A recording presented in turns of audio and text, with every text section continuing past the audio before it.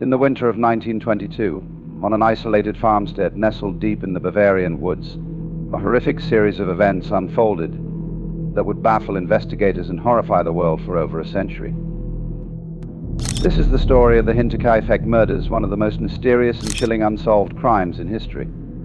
The Gruber family lived on Hinterkaifeck, a remote farm located between the towns of Ingolstadt and Schrobenhausen in Germany.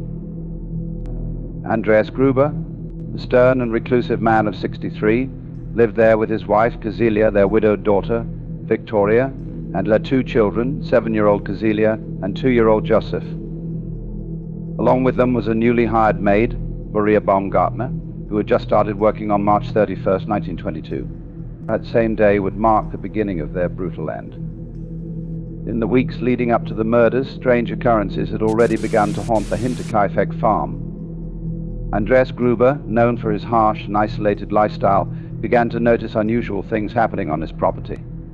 One day he discovered a set of footprints in the freshly fallen snow, leading from the forest directly to his home, but there were no prints leading the way. Troubled, Andreas searched the property, but found nothing. Yet the strange incidents didn't stop there. The family reported hearing footsteps in the attic, as if someone was walking above them.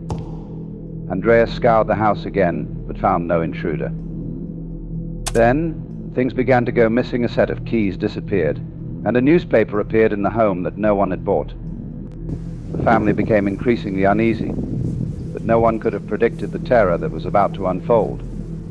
On the night of March 31st, 1922, the Grubers' quiet life took a horrifying turn. One by one, members of the family were lured into the barn under unknown circumstances. Andreas was the first to go.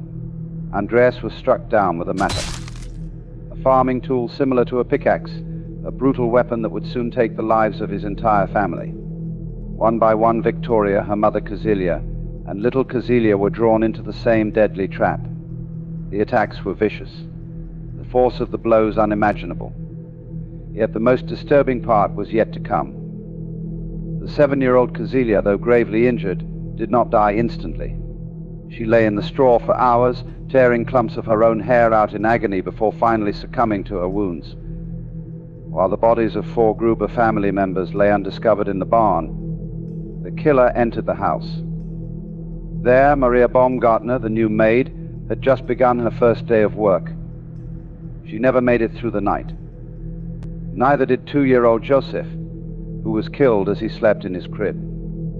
By the end of that night, every living soul on the Hinterkaifeck farm was dead.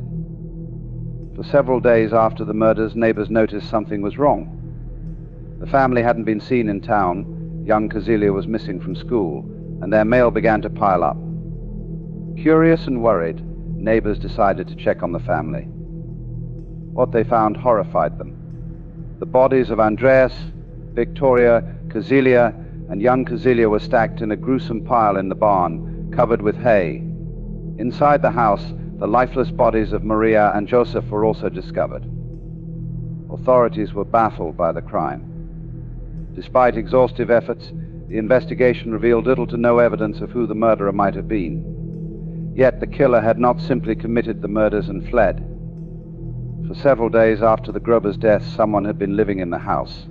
Meals had been eaten, the farm's livestock had been fed, and smoke had been seen rising from the chimney. Whoever the killer was, they had made themselves at home. Despite the extensive investigation, no one was ever charged with the Hinterkaifeck murders. Over the years, several theories emerged. Some suspected Lorenz Schluttenbauer, a neighbor who was rumored to be Victoria's lover and possibly the father of Joseph. His strange behavior during the discovery of the bodies raised suspicions. Others believed the killer was a vagrant or traveling criminal. Yet that didn't explain why the murderer stayed in the house for days, tending to the farm's animals. Another darker theory pointed to incestuous relations between Andreas and his daughter Victoria, with some suggesting that Joseph was actually their child. Could this have triggered the slaughter, or was it a personal vendetta from Victoria's supposedly deceased husband returning for revenge? Who killed the Grubers? And why?